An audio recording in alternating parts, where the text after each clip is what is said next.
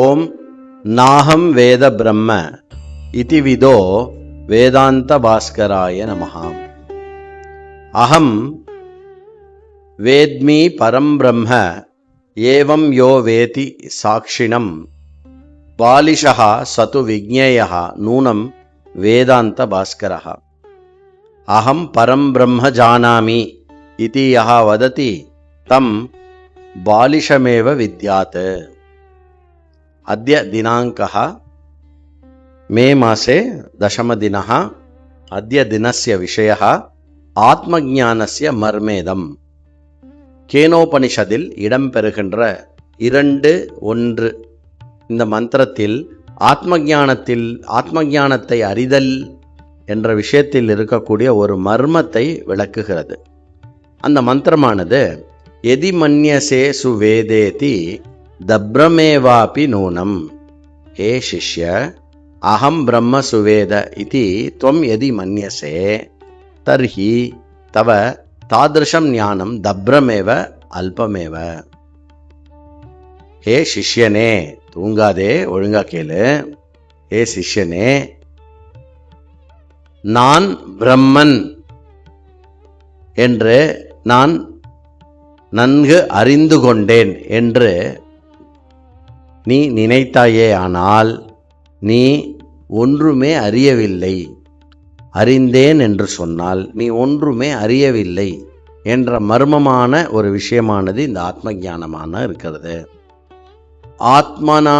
ஆத்மானமேவ விஜானியாத் ஆத்மஞானாதேவ துக்க நிவர்த்திஹி மோக்ஷ பிராப்திஹி ச ஆத்மனி அவிஜ்ஞாதே மானவ ஜன்மைவ வியர்த்தம் பவதி. ஆத்மாவையே அறிந்துகொள், ஆத்ம ஞானத்தினால் துக்க நிவர்த்தி, அதுவே மோக்ஷம்.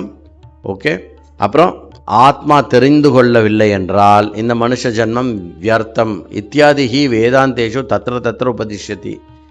இதை அங்கங்கு வேதாந்தத்தில் சொல்லிக்கொண்டே இருக்கப்படுகிறது.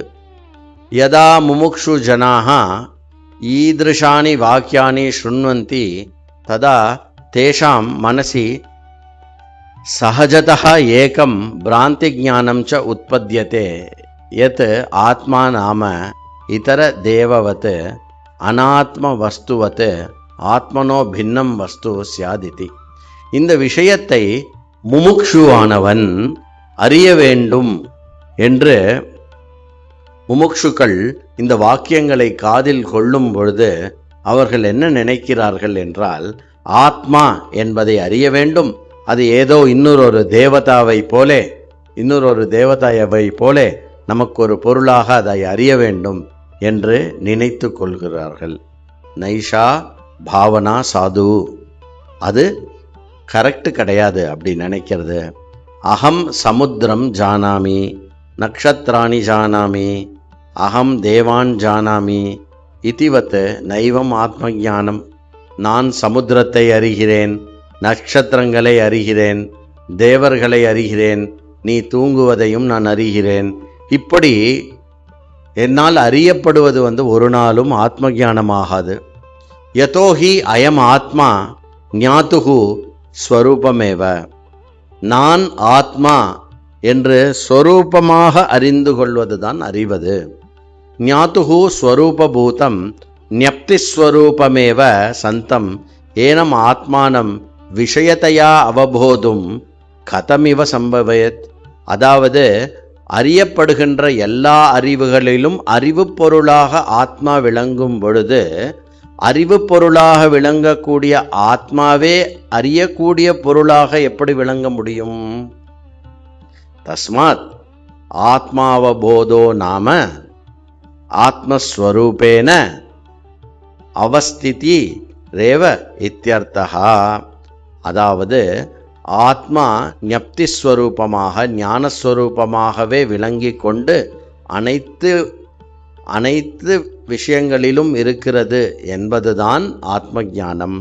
ஆத்மனஹா ஆத்மத்வேன ஞானமேவ ஆத்ம ஞானம். நான் என்ற தன்மை எதுவோ அதுதான் ஆத்ம ஞானம். இதமேவஹி ஆத்ம ஞானஸ்ய மர்மம். ஆத்ம ஞானம் என்று சொல்லும் பொழுது அதில் ஒளிந்திருக்கக்கூடிய மர்மம் இதுவே. ஓம் நாகம் வேத பிரம்ம இதி விதே வேதாந்த பாஸ்கராய நமஹா.